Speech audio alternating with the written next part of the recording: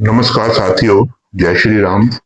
स्वागत है आपका मेरे YouTube चैनल में। बहुत ही इम्पोर्टेंट वीडियो लेके आया हूं।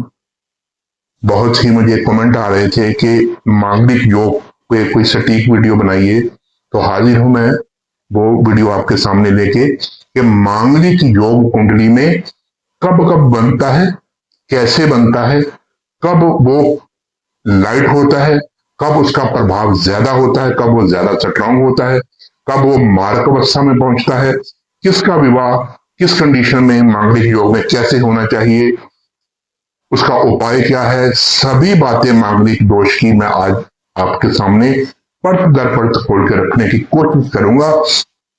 और बिल्कुल टू द पॉइंट, सीधा वीडियो पे आते हैं, इधर उधर की बात कोई नहीं होगी। आइए आपको समझाता हूं। कृपया वीडियो स्किप मत कीजिएगा, बहुत ही इंफॉर्मेशन आपको बढ़िया दे रहा हूं।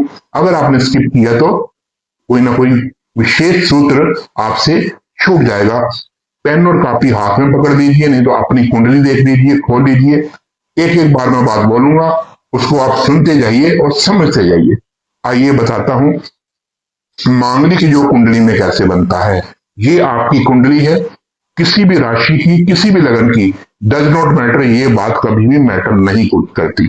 ये जो मैंने एरो बनाया है, ये देखिए, यहां से लेके यहां तक 12वां भाव, पहला, चौथा घर, 7वां घर और 8वां घर, इन पांचों घरों में अगर आपका मंगल बैठा हुआ है तो आप मांगलिक हैं। आप सिंपल मांगलिक हैं। पहली बात, सुनते जाइए ध्यान से। दूसरी बात, जो जो मैं बातें बोल रहा हूं, जैसे जैसे मैं आगे बढ़ूंगा, जो जो मैं इंक्लूड करता जाऊंगा, तब तब मांगलिक दोष और स्ट्रॉन्ग और घातक बनता जाएगा। पहला सिंपल आप मांगलिक है, ये बात मांगलिक के लिए। उसके बाद अगर इन्हीं पांचों घरों में जहां भी 4 नंबर राशि कर्क राशि लिखी हुई है, उसी राशि में मंगल बैठा हुआ है, इट मीन्स कि वो आपका मंगल नीच रहा है, तो आपका मांगलिक दोष और ज्यादा स्ट्रांग हो गया। तीसरी बात, जहां भी यहां मंगल बैठा हुआ है, उसके साथ राहु, केतु, शनि या सूर्य बैठे हुए हैं, तब आपका मांगलिक दोष और स्ट्रांग हो गया। या फिर मंगल के साथ नहीं बैठे हुए, मंगल कहीं भी बैठा हुआ है इन 5 घरों में, और ये बाकी जो ग्रह हैं, राहु केतु शनि और सूर्य, ये इन 5 घरों में, 4 घरों में कहीं भी बैठे हो। मान लो मंगल यहां बैठा हुआ है, केतु, राहु, सूर्य, शनि इन घरों में बैठ गए हैं, एक घर में बैठे हैं, या तीनों चारों एक ही घर में बैठ गए हैं, या एक एक करके बैठे हैं, या इनमें से एक ग्रह भी बैठा हुआ है।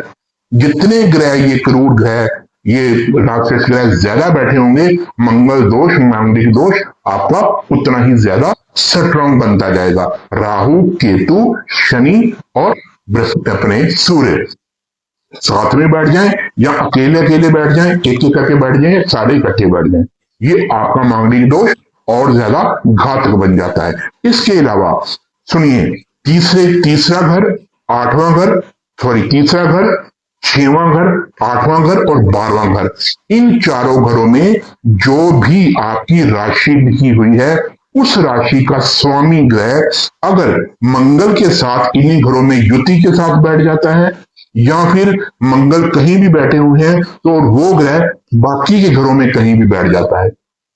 ठीक है, ये चारों घरों का स्वामी, अगर चारों घरों का स्वामी यहां पे कहीं आ गया, तब और दिक्कत देगा। इनमें से 3 घरों का आ गया, थोड़ी कम देगा, 2 घरों का आ गया, कम देगा। अगर एक घर का आ गया तो और थोड़ी कम देगा, लेकिन देगा जरूर। तो ये मंगल दोष, मांगलिक दोष और ज्यादा घातक हो जाता है। इसके अलावा अगर जहां पे भी आपका मंगल बैठा हुआ है, उसके ऊपर राहु, केतु, शनि और सूर्य, इनकी दृष्टि भी पड़ जाए, युति तो मैंने बता दी, दृष्टि भी पड़ जाए, तब भी मांगलिक दोष और स्ट्रांग बन जाता है।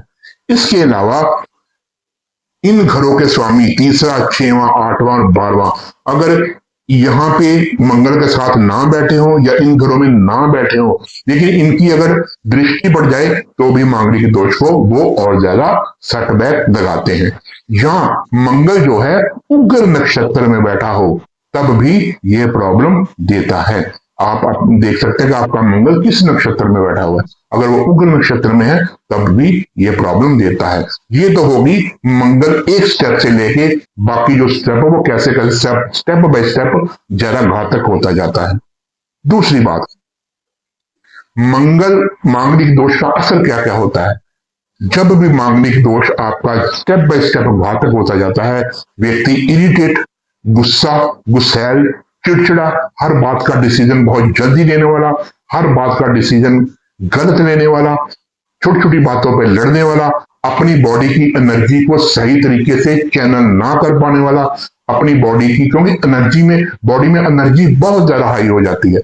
मांगलिक दोष होता क्या है, बॉडी में एनर्जी हाई हो जाती है, ठीक है, और वो अपनी बॉडी की एनर्जी को चैनलाइज नहीं कर पाता, ठीक है, अपनी बॉडी को, एनर्जी को गलत कामों में लगाएगा, लड़ाई में, झगड़े में, गलत डिसीजन में, गलत लोगों की संगत में, हर बात को जल्दी से, इरिटेशन से, जल्दबाजी से करने की कोशिश करेगा, किसी की बात सुनेगा नहीं, अपनी बात मनवाने की कोशिश करेगा, ठीक है, हिटलर वाली उसकी प्रवृत्ति होगी, और खास करके अपनी पत्नी से सबसे ज्यादा वो ये प्रॉब्लम क्रिएट करेगा। इंसान पत्नी से उसकी बिल्कुल नहीं बनेगी या पति से नहीं बनेगी। अब इसका जो है विवाह में ये कैसे काम करता है। जिस बच्चे की लग्न कुंडली में जो है मांगलिक दोष है, वो किसी मांगलिक दोष व्यक्ति से ही शादी करे जिसकी दूसरे की भी कुंडली में, लगन कुंडली में मांगलिक दोष हो। ये सबसे बड़ी रेमेडी है।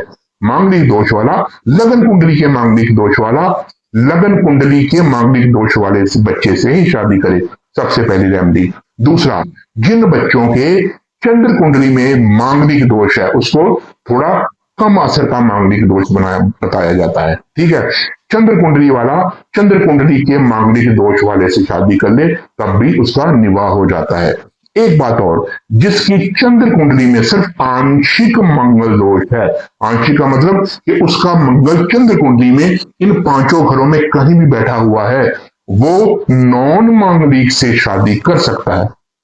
जिस बच्चे की चंद्र कुंडली में अगर अकेला मंगल यहां यहां यहां यहां और यहां बैठा हुआ है, इसके अलावा जो मैंने दूसरी चीजें बताई हैं वो ना हो, तो ऐसा बच्चा नॉन मांगलिक से शादी कर सकता है, उसको फिर प्रॉब्लम नहीं आती। अगर जितना स्ट्रॉन्ग मांगलिक दोष होगा, अगर वो मांगलिक दोष वाला बच्चा नॉन मांगलिक दोष वाले से शादी करेगा, निभाव बिल्कुल नहीं होगा, कला क्लेश बहुत ज्यादा होगा। अगर बहुत ज्यादा स्ट्रॉन्ग मांगलिक दोष होगा तो दूसरे जो उसका जीवन साथी है उसकी जान पे भी बन सकती है। इसलिए बड़े ध्यान से इसको सोच समझ कर कीजिए। जो लोग जहां जो भी अपने अपने डिस्क्रिप्शन में बताते हैं कि मांगलिक दोष इस आयु के बाद खत्म हो जाता है, बिल्कुल गलत बात है।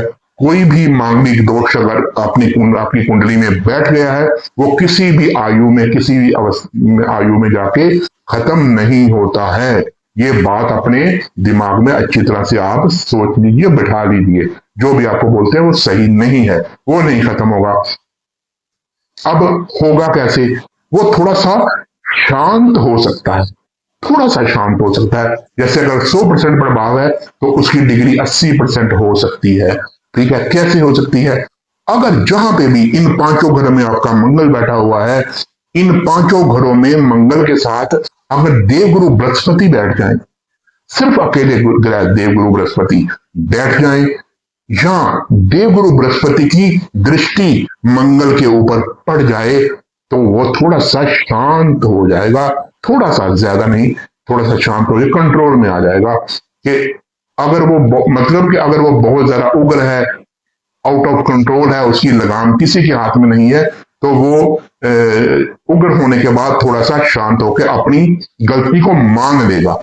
अगर बृहस्पति देव की अगर दृष्टि होगी और बृहस्पति देव यहाँ के कहीं युति करके बैठे होंगे, खास करके बृहस्पति देव की नवम दृष्टि मंगल के ऊपर होगी, क्योंकि नवम दृष्टि को सबसे ज्यादा ब्लेसिंग वाली और आशीर्वाद वाली गुरुदेव की दृष्टि माना गया। वैसे तो पंचम, सप्तम भी बहुत अच्छी है, लेकिन नवम को सबसे बेटर माना गया है। अगर कहीं नवम दृष्टि पड़ जाए तो थोड़ा सा मंगल दोष और शांत हो जाता है। अब मैं इसका आपको उपाय बताता हूं। वैसे तो मांगलिक दोष वाले का मांगलिक दोष वाले से ही शादी करें। अगर नहीं हो पाती तो आप कुंभ विवाह, अब शादी से पहले कुंभ विवाह का प्रावधान है। किसी योग्य पंडित से कुंभ विवाह आप जरूर करवाएं, उससे भी मांगलिक दोष थोड़ा शांत हो जाएगा। या फिर आप 5 किलो गुड़ 3 मंगलवार अपने हाथ से दान करके, अपना अपने गोत्र का कुल का नाम, जल और चावल लेके दान करके गुड़ के ऊपर रख के उसको 3 मंगलवार 5-5 किलो गुड़ किसी मंदिर में दान करवाएं, उससे भी ये मांगलिक दोष शांत हो जाता है। लाल गाय माता को गुड़ खिलाने से मंगलवार, इससे भी थोड़ी सी शांति आती है। ये तो टेम्पररी रिलीफ है।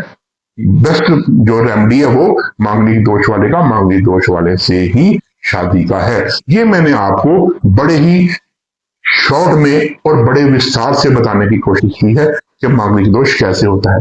आपका अगर इस विषय में कोई क्वेश्चन है, मुझे कमेंट बॉक्स में पूछ सकते हैं। इसके अलावा अगर आपको ये प्रोग्राम अच्छा लगा हो, मेरे चैनल को लाइक कीजिए, सब्सक्राइब कीजिए, शेयर कीजिए और इसी के साथ मनीष वर्मा को इजाजत दीजिए। नमस्कार, जय गुरुदेव, जय श्री राम।